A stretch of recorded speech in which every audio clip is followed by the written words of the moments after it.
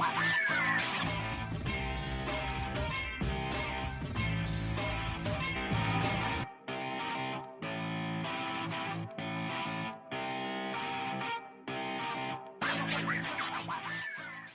views and opinions expressed in this podcast by the host and or the guest do not necessarily reflect the views of the host and or Paranormal Buzz Radio and or its sponsors. Use of any material produced by Paranormal Buzz Radio without express written consent is prohibited. Paranormal Buzz Radio will not be held responsible for you holding your knees, crying, and rocking in a corner in a puddle of your own urine, or being beheaded by a group of children in a cornfield. In fact, if you come across a group of children in a cornfield, we promise to make fun of you as you run away screaming in terror.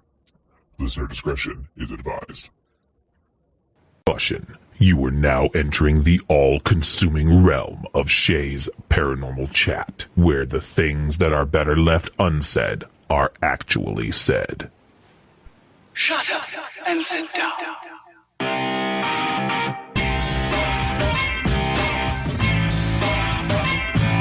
You're listening to Shay's Paranormal Chat.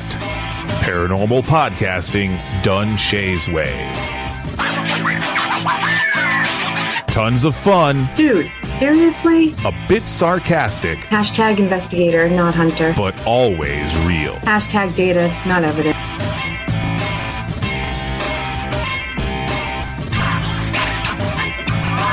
Don't get your panties in a twist. Oh my god, really? This is real, raw conversation.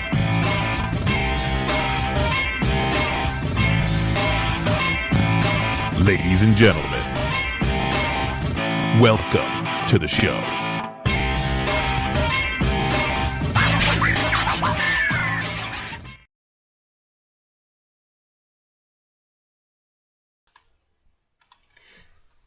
Good evening, everybody. TGIF, thank you for joining us tonight. And I'm so happy. I have my beautiful, my majestical Kelly McCarville back Majestical. tonight. Majestical. That's a new word. I try to throw in new adjectives every once in a while. Isn't it magically delicious? Is that not where we're going? That's where that came from. Yes. Yeah. If anybody does not know the story, I had a dream about her. The Lucky Charms. Yeah, that's as far as that needs to go. Yeah. But she was magically delicious. We'll just leave it there. Oh God, the rumors that are going to start now. Like they haven't already. Oh, that's all right. That's all right. It's our secret long-distance love affair. Yes. Hey, I can't imagine having one with anybody else but you. So that's right. That is right. I'm very excited tonight. We're talking about fairies and Irish folklore. So I want to just jump right in and introduce our guest. I'm going to probably butcher her name, but tonight we have Morgan Daimler. Daimler. How close am I? Yeah, Daimler. Morgan Daimler. Yeah, see? For me, that wasn't bad. How you doing tonight? I'm good. I'm glad to be here. Yes, finally. Talking with y'all. Yes. We're excited because we were talking before the show started. Neither one of us knows a ton about this, so we're excited to learn right along with everybody listening tonight. Yes. Which is why I started podcasting, was to learn, so. That's a great reason. You think we'd be further along than we are then, wouldn't you? Anybody that knows me knows it takes me a while to learn anything, so. You know. There's a lot out there to learn, so. There is. So can you tell us a little bit about yourself? I mean, that's such a broad question. Anything, everything? Well, I'm an author. I've got 35 books out at the moment. I have another one coming out. Crap. Lord, woman. I didn't know it was that many. I was not expecting that reaction. Most of them are fairly short, so that's part of why it's so many. But I've been a full-time stay-at-home writer for about 10 years now. I like to keep myself busy, so always got something going on. And otherwise everything else is pretty boring. Well, hey, I'm the queen of boring, let me tell you. Welcome to my life. That's, I knew you had many books, but I did not know it was 35. Yep. I have a 9-book urban fantasy paranormal romance series for fiction, and then everything else, the other 26, those are all nonfiction. Okay, cool. Yeah, I do the fiction for fun. Hey, I don't blame you. Yeah. Everyone's got to have fun somewhere. Somewhere, somehow. Yep. Yeah. Besides that, typical boring 2 cats, 3 kids. That's it? That's it. Oh, that sounds boring. Doesn't keep you busy at all, I'm sure. Yeah. That's just, you can just sleep all day with that many kids and cats. That's it. Well, it's very all day. You got to work around her pedicures and her bonbon. I feel like you've been talking to my family. Right? Amen.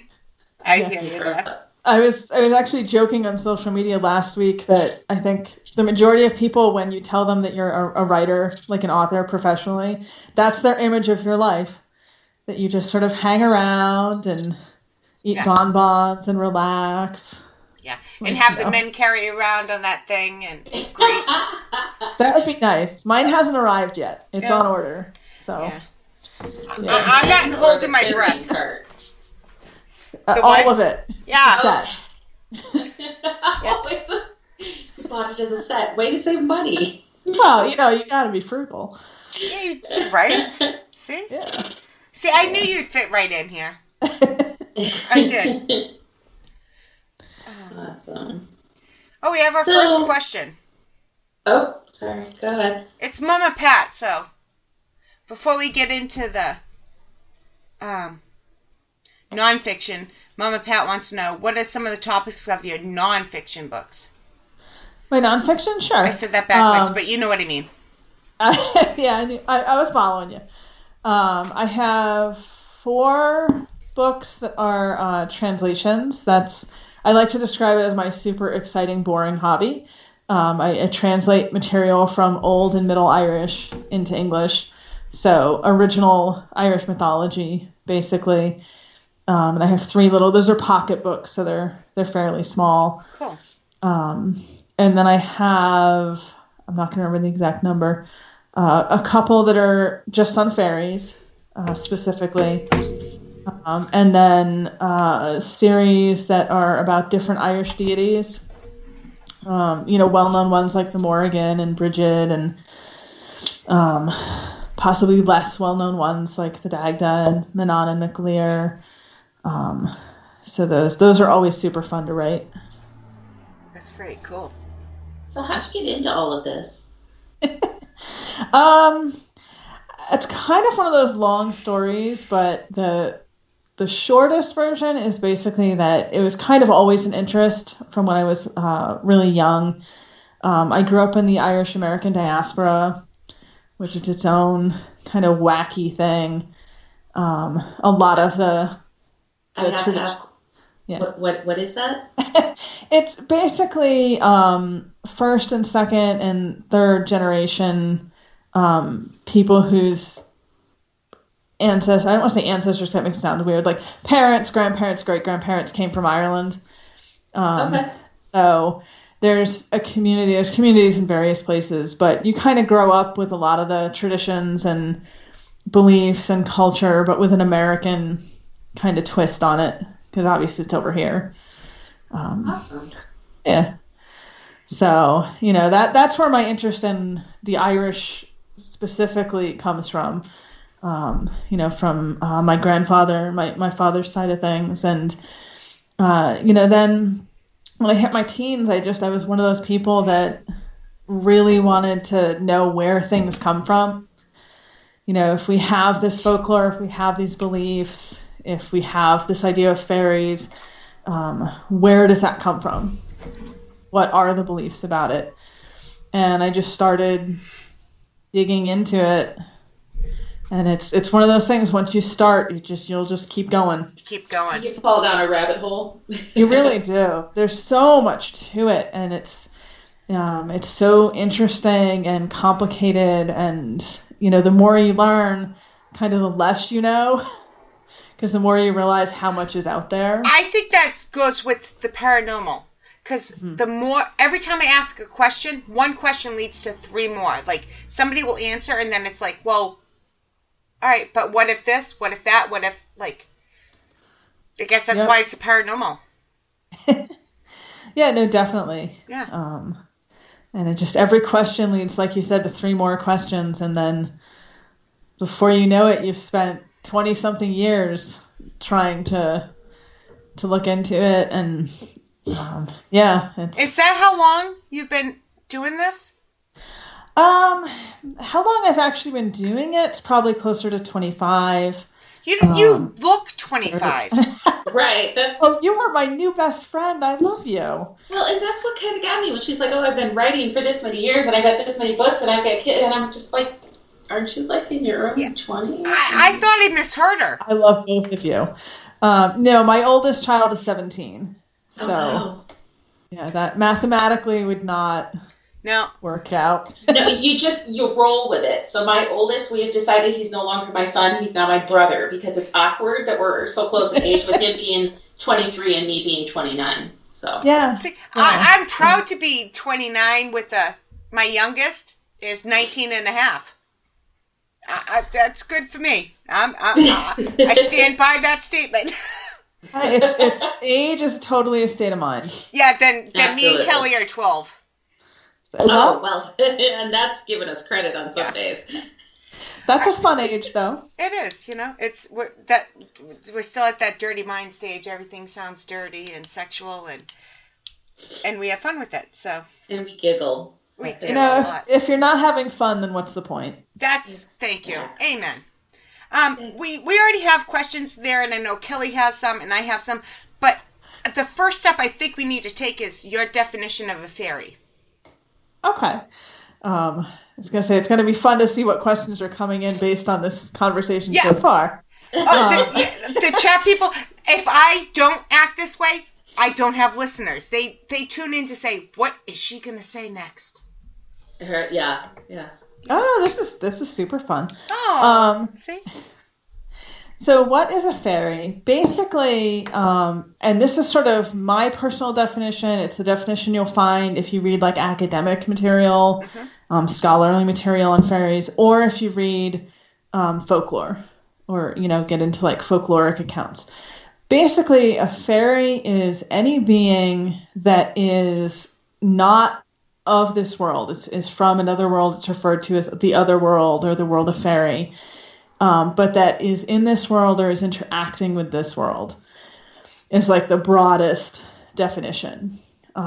So kind of despite that sort of popular mainstream idea of fairies as these sort of little like Tinkerbell kind of figures, you can find fairies that are cats, fairies that are dogs, horses, fairies that look very much like humans, fairies that are giants, fairies that are, smaller. It's sort of this whole really wide range. And the only thing that they have sort of consistent to them is that sort of otherworldly nature or quality, inherently magical. But when I say that, I feel like I should have like glitter raining down around me. It's not quite like that, but yeah, I think that's kind of the general definition that we find. Yeah, I think that's the biggest misconception, because when somebody says fairy, they automatically think Tinkerbell, which has already been mentioned in chat multiple times. Yep. And that they're all sweetness and light and throw pixie dust on you and it's always friendly. And I've also heard that's not necessary. No, according to Cynthia, they have the same definition as me and Kelly. They are mischievous and they are naughty. Oh, I thought you meant they were bitches. Well, she didn't add that. That's we don't need to tell people that. Figured it out. The folklore and the folk belief around them really runs that whole range and even further. You have the ones that are a little more on the helpful end, a little more on the more forgiving, kind of gentle end. You do have the mischievous ones, the ones that are going to play pranks and kind of mess with people. You also have ones that are really dangerous, that'll cause people harm. There's a couple different kinds that you'll find that, humans are on the menu, so to speak. So it's a really wide range. I have a question, but I can't come up with it. Go ahead, Kelly, because my mind I can't think of the word, so go ahead. Well, Darren asked a question, and it was one that I was thinking too. So, what is the reasoning behind why fairies interact or act with us? What causes a fairy to come and see you? That's a really good question. I don't know that we have a clear answer necessarily. When you look at all of the accounts, the modern anecdotal accounts, the older folklore, the mythology, there seems to be some sort of intrinsic link, connection between humans and these beings. They are really well known in a lot of different cultural folklore for stealing humans, is kind of the nicest way to put it, for taking humans away into their own world, sometimes turning that human into sort of one of their own type of beings, sometimes not. They also have a lot of interest in artists. So there's a lot of accounts of them taking musicians, but they'll bring those back. They kind of borrow them for the entertainment and then return them. So it seems like, why are these beings connected to or interested in humans? Partially because they need us in some way, whether it's to make more fairies, to entertain them, to teach them new things. There's a lot of accounts of them borrowing technology. Stuff like alien abduction, but fairy abduction. Yeah, there's actually a whole ongoing debate between the two different communities, the sort of fairy community and then the ufologist community, about whether aliens are extraterrestrial aliens or whether aliens are fairies. Because a lot of the stuff that you see with the modern alien abductions and UFOs is identical to what you would see in the older folklore with fairies. Like what type of things? Lights in the trees, them taking people who are taken by the fairies and then do return. There's always a time issue. Either more time has gone by than they thought or less time has gone by. Sometimes physical differences. I'm trying to think of the nicest way to say this. I don't know what rating this podcast. Oh, honey, anything goes. Okay. We can talk all about the probing. It's perfectly fine. There we go. So yeah, sometimes there's probing in the fairy accounts. It's just a lot of the things that we would expect with the modern UFO stuff, except of course with the fairies, it was clearly fairies. The people would know that's what was going on. And with the alien encounters, people are seeing and experiencing things that they identify as, extraterrestrials. It's complicated because fairies have a kind of magic called glamour that affects human senses, so they can make you see what they want. Like vampires. Yeah. Sorry, I know way too many little things about way too much TV. I actually think that the idea of vampires having it probably came from fairies originally, because the fairy lore with glamour goes way back, hundreds and hundreds of years. So, but yes, exactly like that. They mess with your head. So, will fairies fight amongst themselves then, or? Yep. It's like power struggle wise, or just people they don't get along, like people sometimes don't get along, or? Kind of all of the above. And this is, when we talk about fairies, like I said at the beginning, it's this really broad term. There's all sorts of different specific kinds. And a lot of what we see in folklore is the idea of these sort of different groups in different places. So if you look at the Irish folklore, there's stories about fairies in different areas who clearly had issues with each other and would fight each other at different points. There's a really famous story that's told by Eddie Lenihan, who's a famous storyteller over in Ireland, involving a fairy tree. And part of the story, if I remember correctly, was them finding what they said was white fairy blood on the ground in the morning because the fairies had been fighting. So, yeah, they definitely do not always get along with each other. And the glamour that you spoke of is kind of like a sense of mesmerizing them, almost like hypnosis type stuff. That's an aspect of it, yeah. Yeah, they can, there's so many different stories. Right. This, but the idea that they could make you think a handful of gingerbread or a handful of leaves was gold coins, or that a sort of spread of acorns and mushrooms and moss and like forest detritus kind of stuff was a feast. And you would smell it, you would see it, you would really think it was there until that magic gets broken. And then you'd realize, oh no, this is like the forest floor. The forest floor. Yep. There you go. Yeah, might want to get your stomach pumped a little bit, So why is it some people are more apt to see fairies and other people can't see them?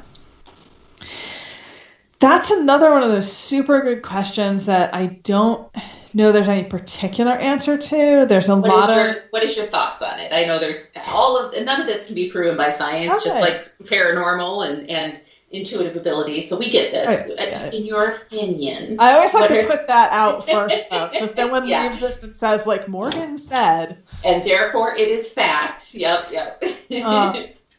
Yeah, I mean, I think that they can show themselves to whoever they want to. They have that ability that if, no matter who you are, no matter how much of a skeptic you are, no matter how much you don't believe in any of this, if they want you to see them, then you will.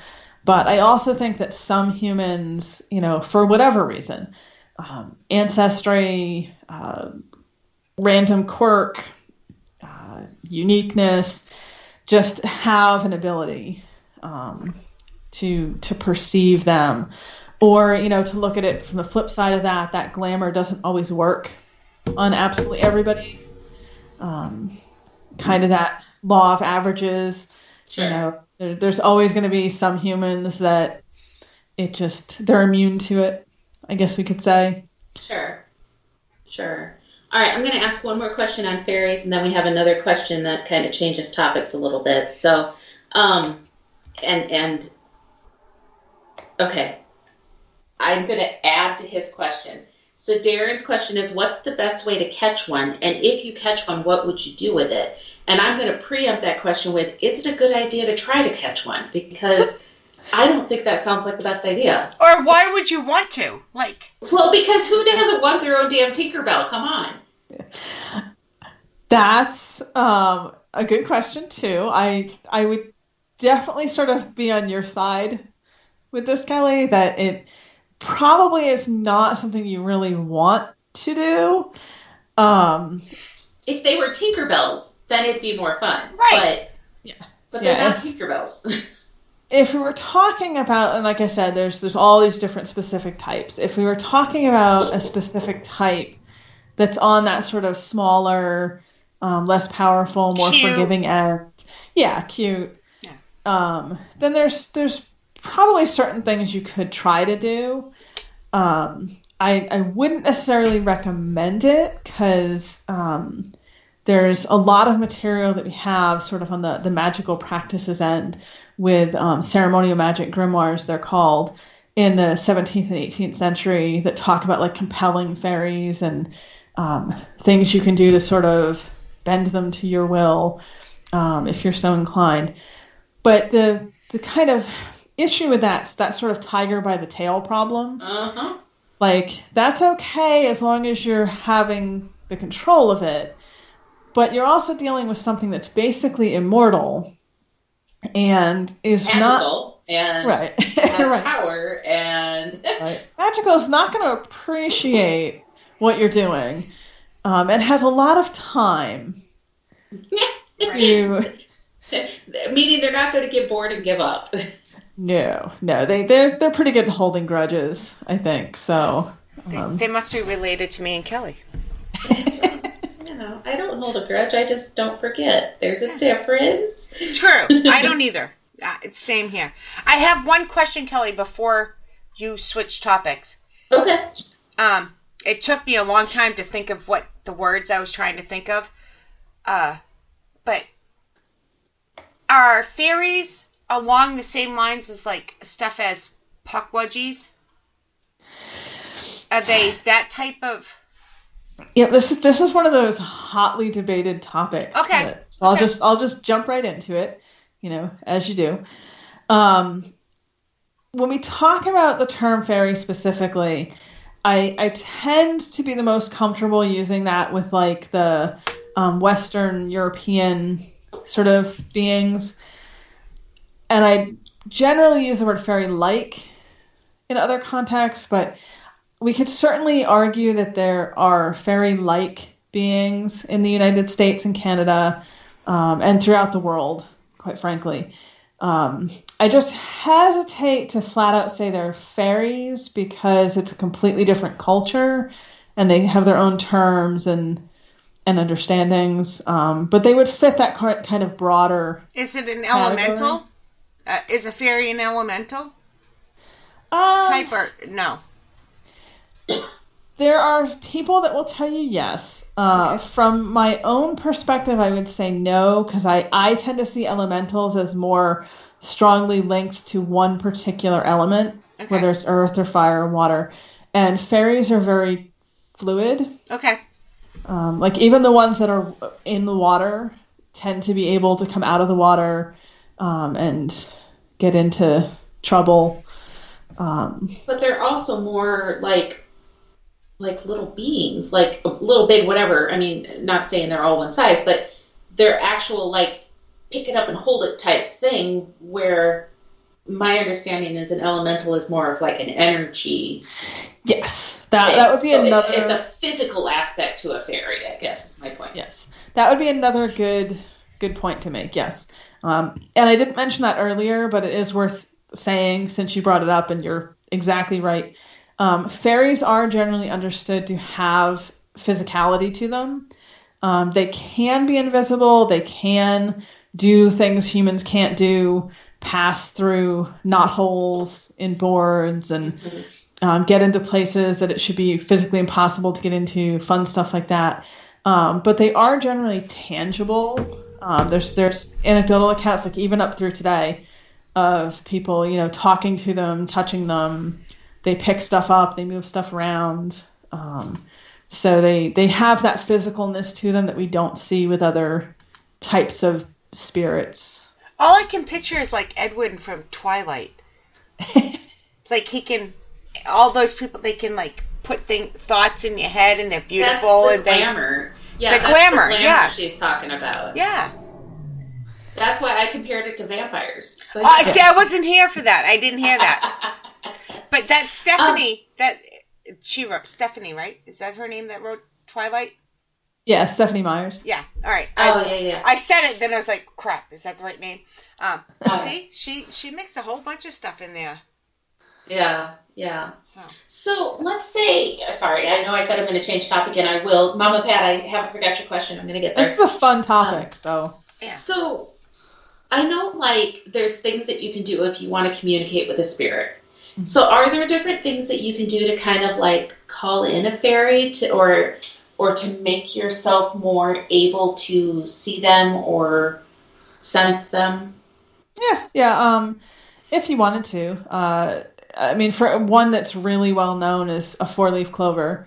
If you have a 4-leaf clover or carry it with you, you're supposed to be able to see them. Looking through a holed stone, if you have a stone that has a natural hole through it, that's supposed to allow you to see things that are unseen. So, things like that. If you're with someone who naturally has the ability to see fairies, the folklore says if you kind of like stand on their foot or hold their hand or like physically touching them, that you'll be able to see them too. So I don't know how that one works. I wasn't laughing at you. It just brought me back to the leprechaun, which brought me back to the Magically Delicious, my dream with Kelly, and I couldn't help but laugh. I just thought it was funny that the first thing she went through is like, if you stand on their foot, don't like reach out and touch their arm or anything. Step on their foot. Hey. Yeah, it's actually a traditional method. So, Oh, is it? I'm just passing it along. So what I can do then is I can walk up to someone I don't like, stomp on their foot, and say, I was simply trying to see the fairy. Sure. And they can take that for whatever they want to. That would definitely be a thing you could do, yes. Yeah, and, inviting them in or trying to be more open to them, again, with sort of that may or may not be the best idea, depending on what exact type we're talking about.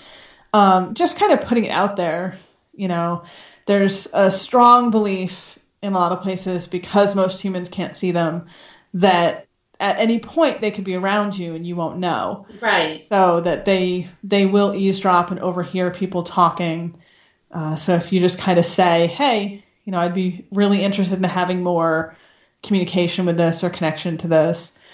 And that's kind of why I compared it to ghosts, because it's kind of the same things. People just have a natural ability to see them sometimes, or to sense when they're around. But if you say, hey, I would like to see you, your chances may go up. So can psychic mediums see more fairies than other people, do you think? I think some can, yeah. Yeah. I've met a lot of different mediums. That sounds a little weird when I said it out loud, but I should clarify. My friend owns a store in the town over that's sort of a occult pagan sort of shop. So I've met a lot of people who are mediums or who are interested in that sort of thing, and there's definitely some, I think, that are more in tune with the fairy end of things, if that makes sense. Yeah, it does. Well, this medium can't see him, and at the moment she's kind of pouting about it. So. But how do you know you don't see him? Because I'd have seen him. Yeah, but how would you recognize them if she said they can trick you into thinking other things? Would you necessarily? Well, no, not necessarily. If it clamored me, then I wouldn't remember. Yeah. This gets a little tricky too, because unlike sort of that popular image, they're not tiny. They don't have wings. They don't have pointed ears. So it's entirely possible that you could run into, something that was another worldly being that was a fairy and not necessarily realize it. Because could it look just like me? Yeah, it could look very human. So usually when they're passing as human, there's a couple tells that you can kind of keep an eye out for. Tell her. She's a brilliant psychic medium. She needs to know. They tend to dress a little strangely by contemporary human standards, either like a generation or two out of date, or very colorful or very strange. I realize that's a very subjective kind of description. Maybe I have met a bunch of fairies, but sorry. Might have. They often tend to, in conversations, say things or seem to know things that they shouldn't have any awareness of. Damn, I'm a fairy. I was talking to someone who had a first-hand encounter, and they were actually doing laundry in like the basement of their apartment. And this guy came in who was dressed just a lot of bright colors, kind of odd, she thought. But she just thought, random human dude, basically. But he started talking to her about stuff that had been on her mind that, he really had no way to know, but not in a way that was directly like, I know your name and, that you're worried about your brother kind of way, but more just, talking to her about the themes that she'd been thinking about. Gave her some really great life advice and then disappeared, never saw him again. And that she thought it was a fairy encounter, and it kind of fits that description. So could Kelly has to psychically connect with me here and help me say what I'm about to say here. Okay, I gotcha. All right, but some people think ghosts could be other dimensional beings. Is that what you're referring to as fairies? Like, could they be one and the same, or? I think that human ghosts, and fairies are a separate thing. Right, but some people think some ghosts are from a different dimension. Yeah, I've heard people refer to fairies as extra-dimensional beings. Yeah. So that's certainly a way that people describe them today. Because you keep saying outer-worldly. What do you keep saying? Yep. Otherworldly. Otherworldly, yeah. Is that what you mean? Like, what is... That's a term you can use, sure. That's a way to describe it. The otherworld is, again, in folklore and stories and all that, is supposed to be a world that is very close to ours, but separated from it. So a different dimension.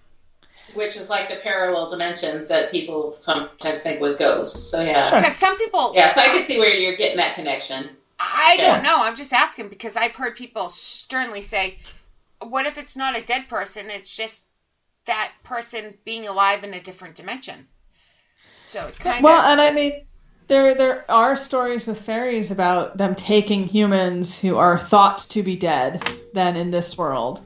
Like it seems like the human has died, but actually they take them to go live in this other world. Like I said, the biggest difference is that when people have the fairy encounters, they're tangible, physical beings, as opposed to the way most people experience ghosts.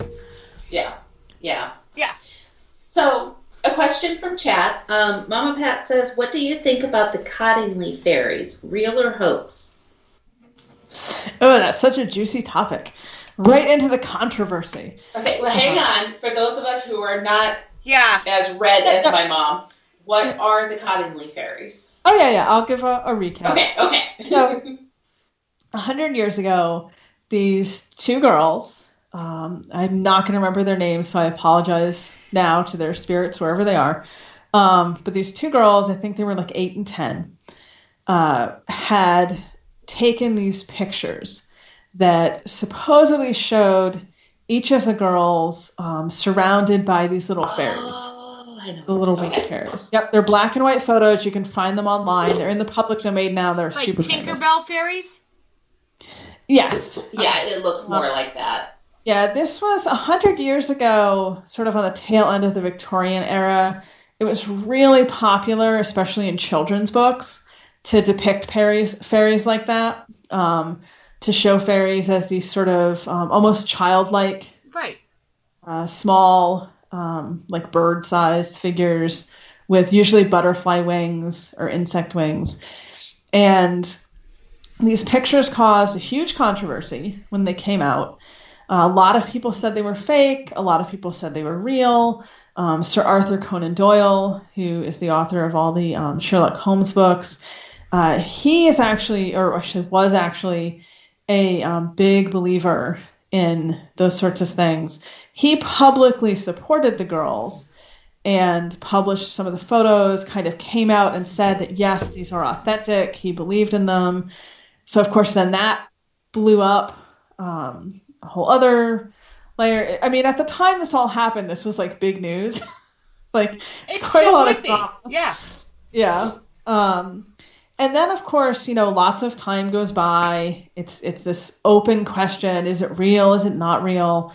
And in 1983, the older of the girls had passed away at that point, if I remember correctly. The younger one came forward and basically admitted that they had faked the pictures.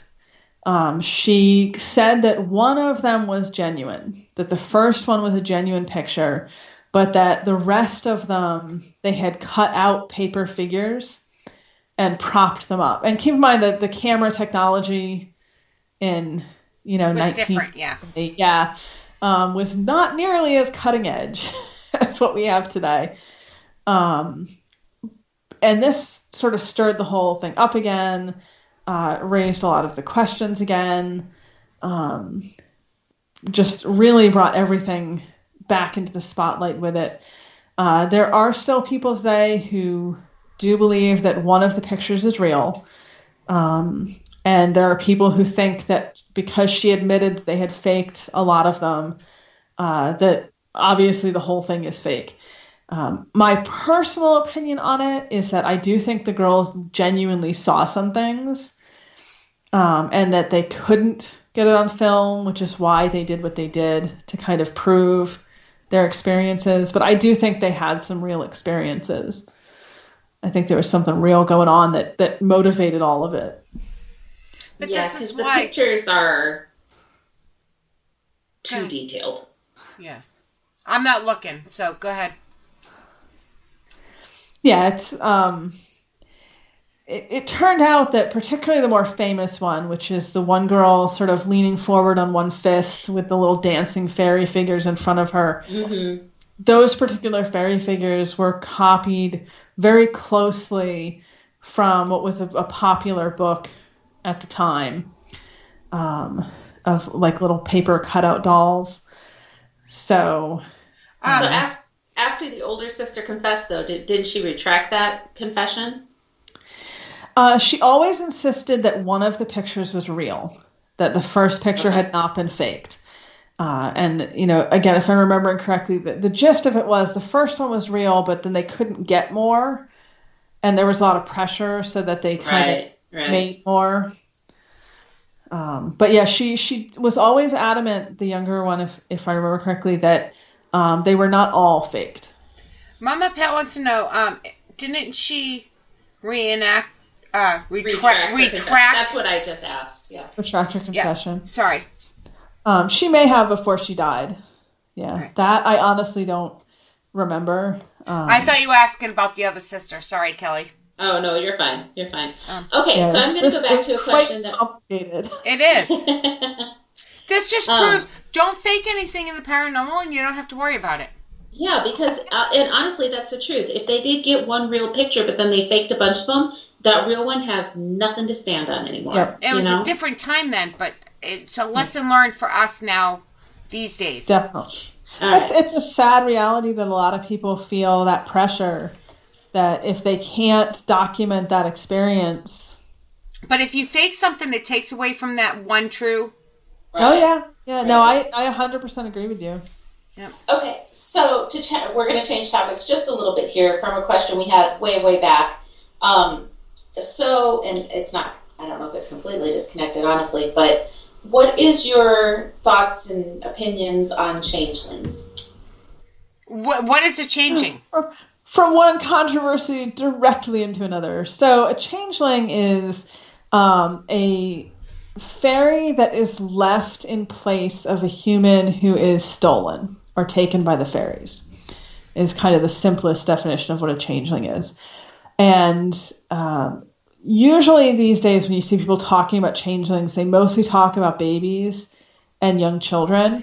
The actual folklore, though, covers a whole range. We see all kinds of stories with everything from infant to, new brides, new grooms on their wedding nights. New mothers were a big target if you had just given birth. It was not at all uncommon for you to get taken. They have a whole bunch of folk protection and folk magic stuff because of that, to try to prevent that from happening. And the idea is that the fairies would take the human, and then they would either leave an object behind that was glamored, magicked, to look like the person they'd taken. And then within a few days that the fake person would die. Everyone would think the human had died. Fairies get away with taking the person. The other thing they would do is leave behind a fairy. Sometimes it would be a fairy baby, if it was a baby being taken who was kind of sickly, wasn't looking good, kind of swapping out the sick baby for a healthy baby. Sometimes it would be sort of an old fairy. That kind of varies depending on the story. The changeling folklore, it has a very dark angle to it. Historically, people really truly believed that these things would happen. And because of that, they would do these things, these folk practices, to try to force the changeling to leave so that the real human would be returned. So we have all kinds of stories sort of relating to that. The problem is that a lot of the stuff that they would do to kind of make the changeling leave was basically torture. And I realize you said this is an anything goes kind of podcast. I don't want to get too much into it. No, we're explicit. You can swear. We're explicit. Yeah, it's just very grim and very sad. Sounds like an 80s movie, though. Well, yeah. The last case of the last confirmed case of someone who was murdered as a changeling in Ireland was in 1895, I believe. I think your standards were a little different than ours today, but that's just my opinion. Yeah, well, that was Bridget Clary. She was a young woman. I believe she was in her 20s. And her husband started to believe that she was a changeling, that his real wife had been taken, right, and this fairy had been left behind. These days, most scholars kind of think that she probably had pneumonia and she'd gotten very ill. And because wasn't she running like a really high fever and was delirious or something? She was. And they had gotten an actual doctor, but her husband had also gotten sort of the local wise man to come out. And he had prescribed these herbs and this stuff that she was supposed to eat and drink. And her husband was supposed to ask her multiple times who she really was. And, not surprisingly, eventually she got kind of tired of it and sort of wasn't willing to go along with it. And he did end up killing her. He actually burned her alive in the house. What? This is one of the stories I actually know. Yep. So how do we go from a confirmed case to him killing her? Because that caught me off guard. He was trying to prove that she was a changeling. Yeah. I was waiting for her to kill him. No, he genuinely believed that she was not his wife. She was, of course, but he genuinely that she wasn't. And a common practice with changelings to get them to show themselves or admit their fairies and return the real human was to hold them over fire or to have them sit on heated iron, shovels often. I said it's torture. I mean, it literally was torture.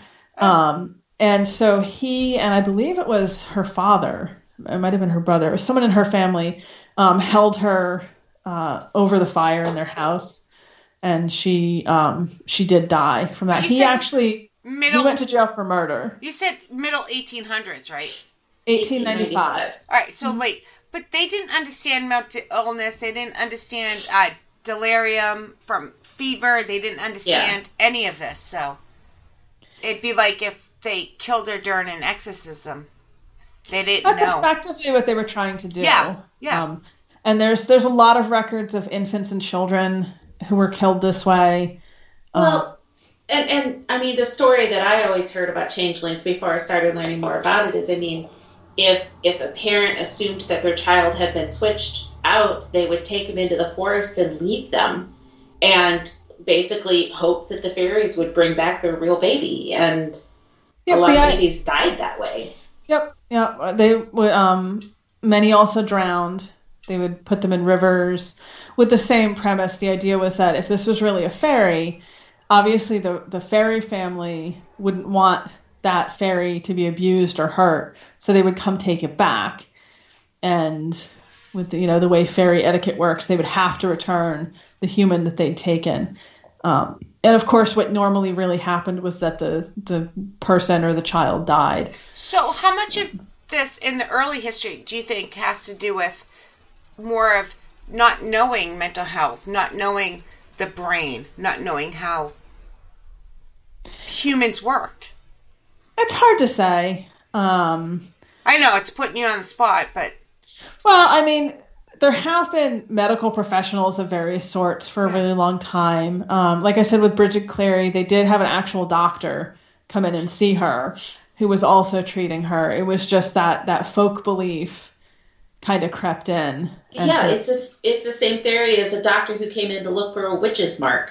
And if you had a witch's mark, then they test you to see if you were a witch. If they put you underwater and you drowned, guess what? You weren't a witch.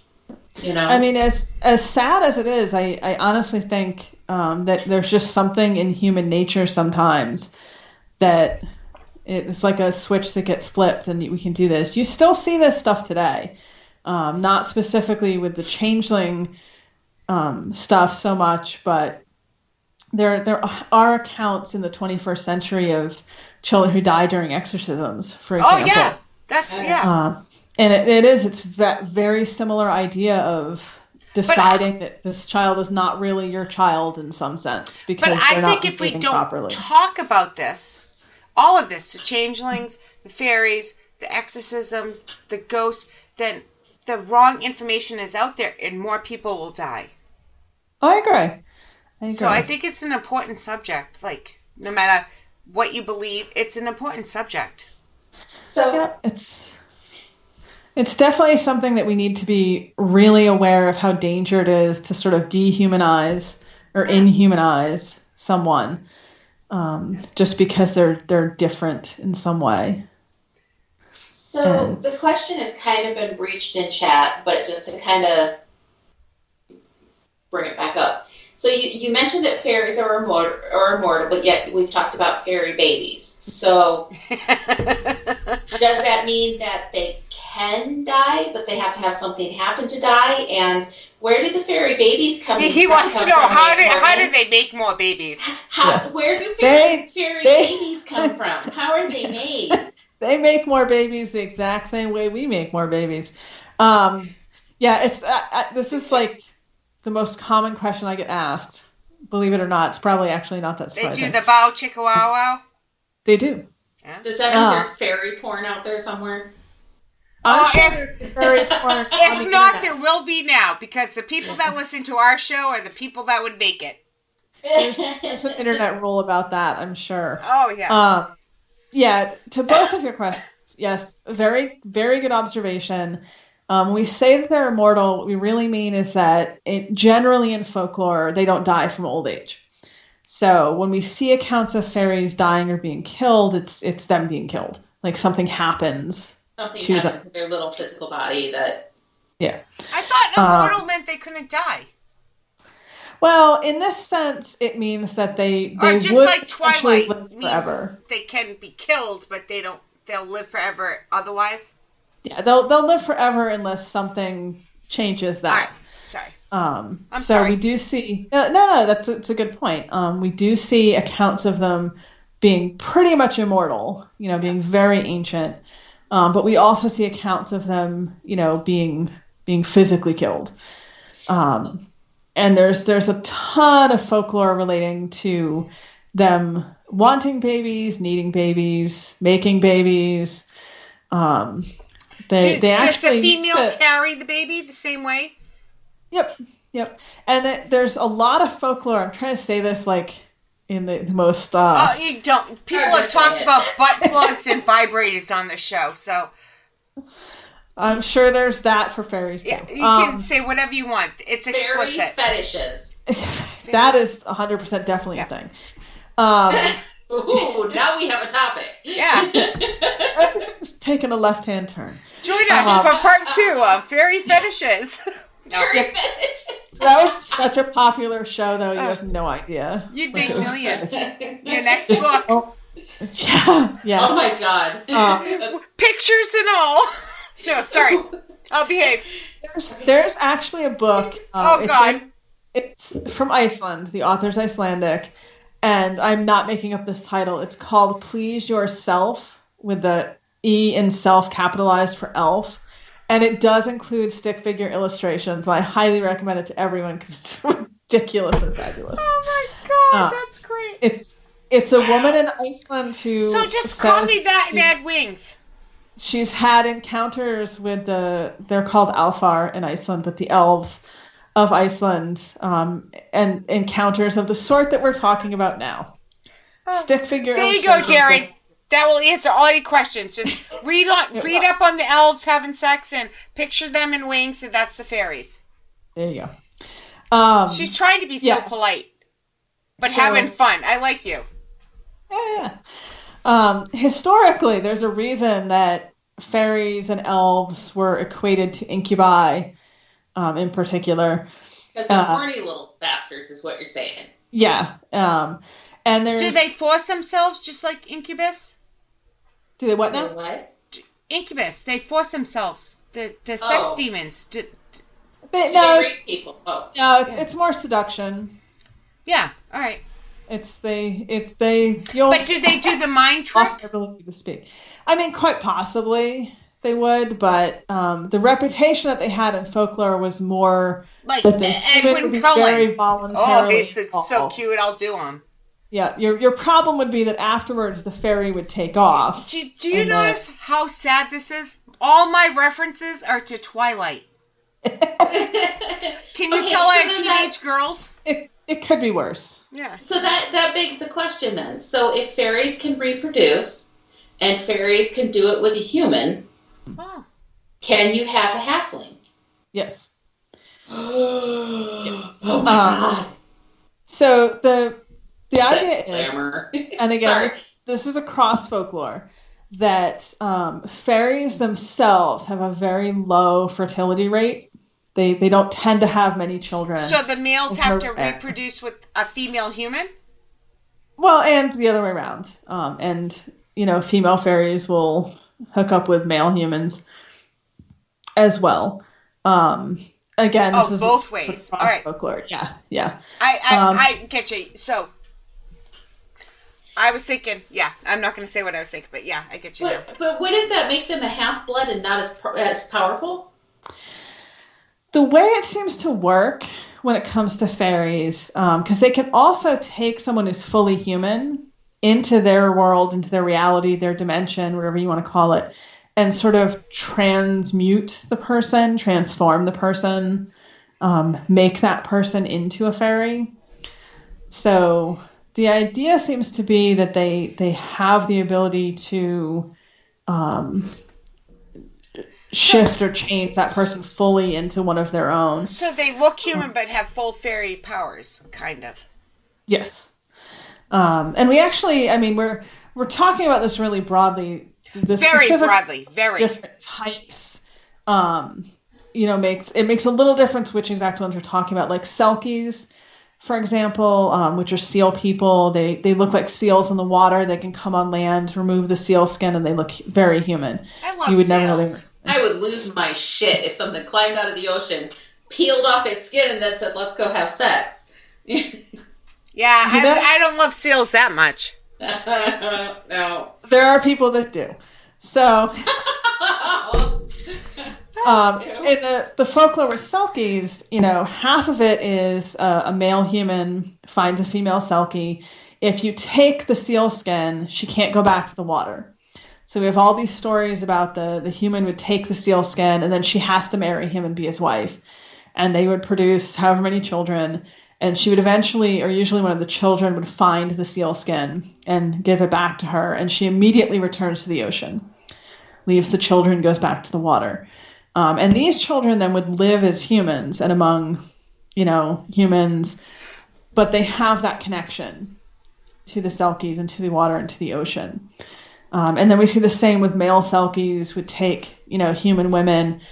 Usually if you're, the way the folklore says, if you're a human woman and you're heartbroken and you go to the shore and cry 7 tears into the waves, this Selkie would appear. And you can sort of either choose to just have a good time or choose to go with him. So there's like accounts. One night stand or commit. Yeah, basically. Yeah.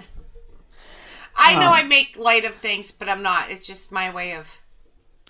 Yep, the Selkie lore I bring up in particular because in certain places, like the Orkney Isles, they say that even if it's a little further back in your ancestry, when children are born with webbed fingers or webbed toes, or there's another condition where they have sort of an extra thick skin in certain places, that's a sign that you have Selkie ancestry. So there's definitely so much folklore relating to this. So we have asked you, that kind of goes on to the... Everyone's favorite topic. Sorry, yeah, Mama Pat just posted in there. She's like, yes, Aquaman. But then it disappeared. I was thinking that too. Mermaids, and then it went to Aquaman, then it went to Jason. She whatever. just was on Jason Momoa. That was all that was on her brain. Yep. Shape of Water. If you've seen that movie. Yeah. So we've asked a million questions, and it's already been an hour. But I guess I kind of want to give you an opportunity. We can ask all the questions that we know, us and the people listening and everything, with our little itty-bitty amounts of knowledge we have.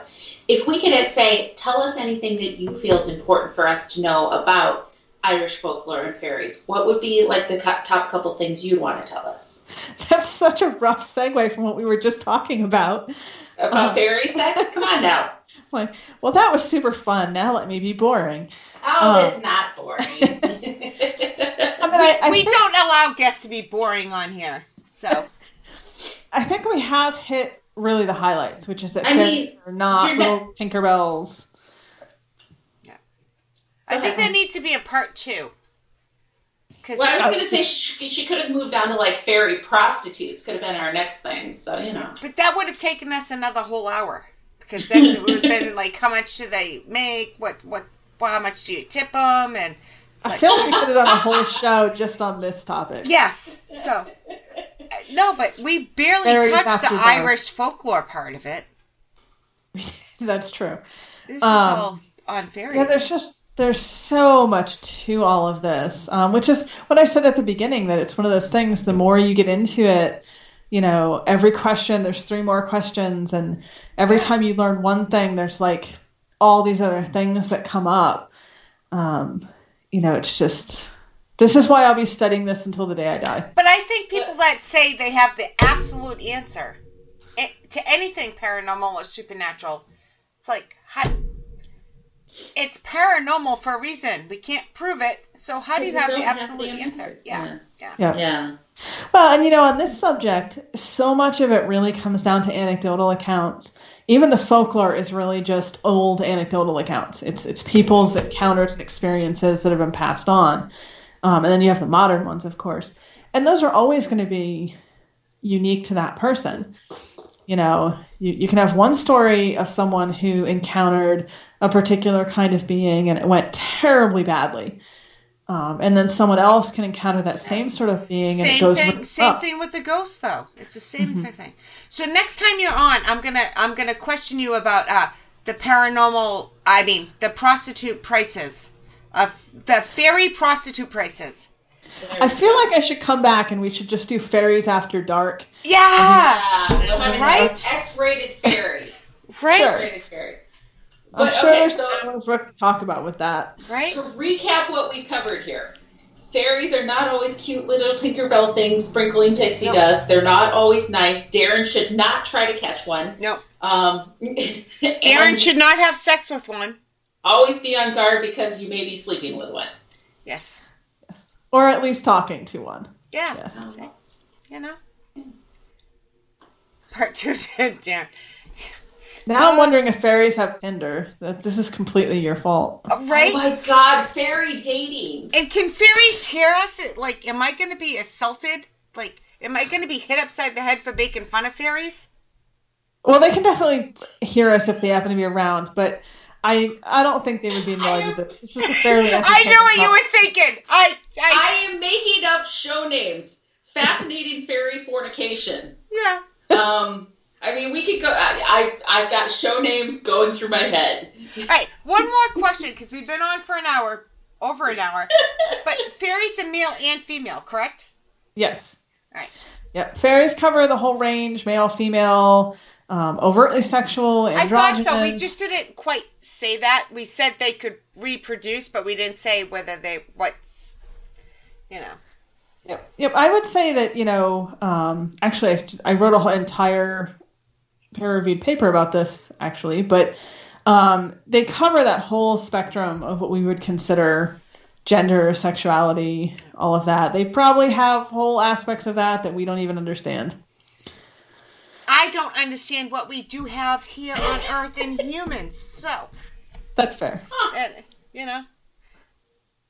Kelly looks confused or amused.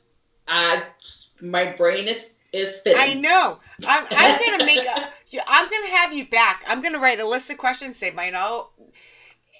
If she had fun tonight, she will be back, people. If not, I don't think blame Fairies her. After Dark needs to. This was fun. Yeah. This was fun. And fairies are not the only Irish folklore stuff that's out there. So people may brush the surface. We didn't even talk about that.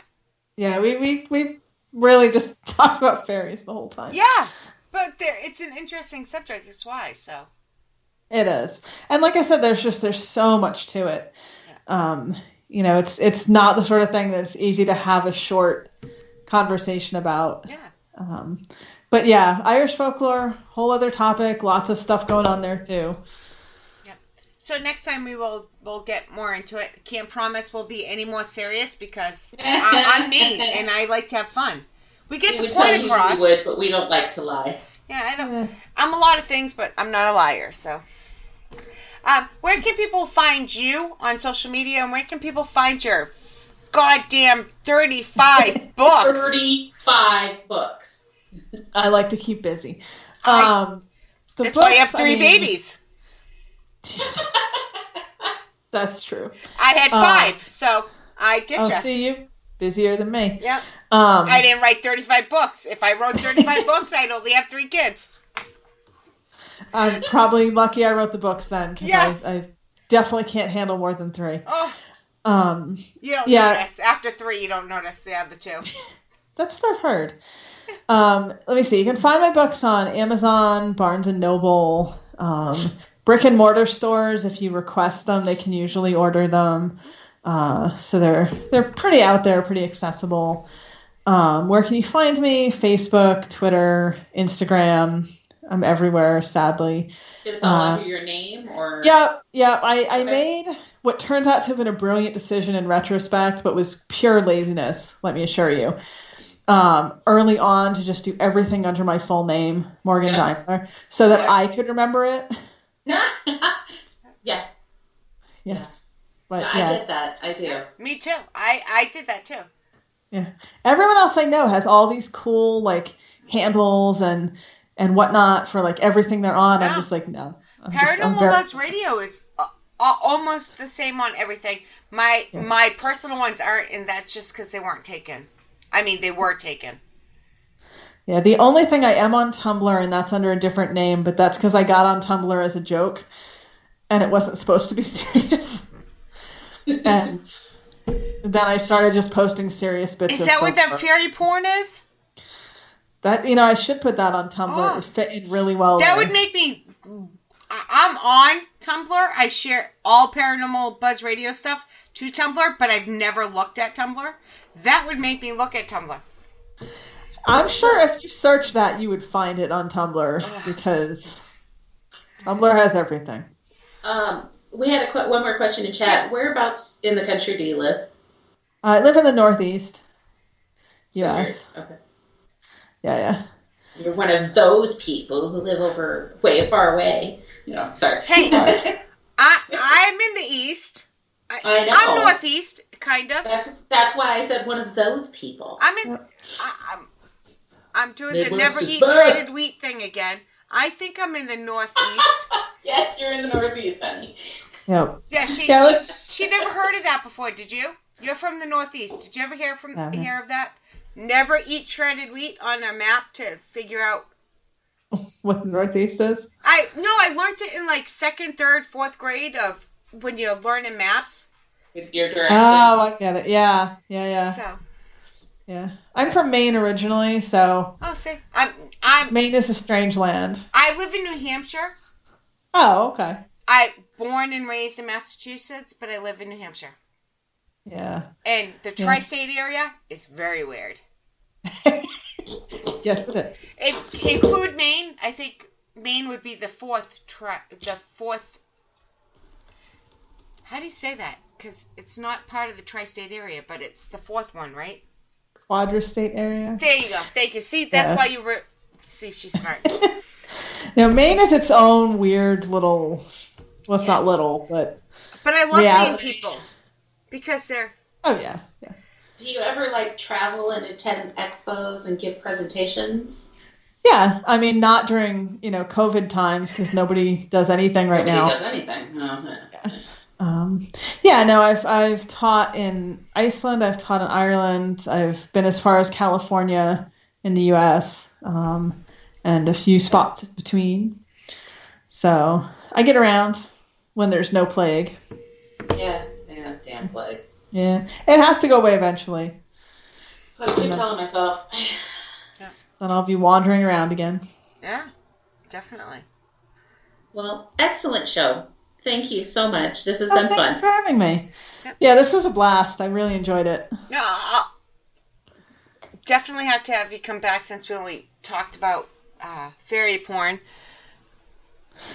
You say it like it's a bad thing. No, I'm impressed that you kept up with us. Yeah, she just rolled right with it. As we rolled right into fairy porn, she was right there with us. She encouraged us. Let's be honest.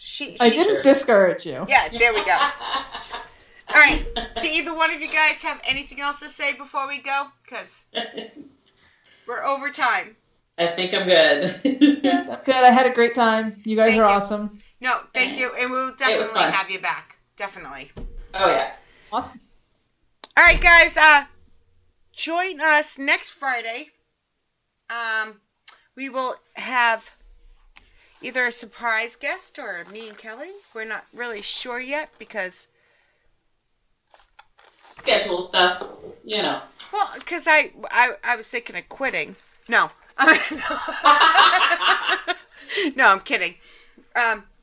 But I drove you out of business, did I? Yeah. No. You brought me back. You brought me back. Now I'm now February's on just because of Morgan. She was so great. No, seriously. We will be back next week. We hope you have a great weekend. Thank you so much for listening live. Thank you so much for listening later. Don't forget to punch that like button. Make sure you know how much we appreciate you and show us that you appreciate us and that you love the beautiful Kelly McCarville by hitting that like button. Please. Now people are going to go out there and unlike the show. Shay, come on. No, I'm prostituting you out. Oh, okay. All right. All right, guys. Seriously, have a great weekend. Thank you. Morgan, thank you so much. This was so fun. Thank you for having me. Thank you, everybody.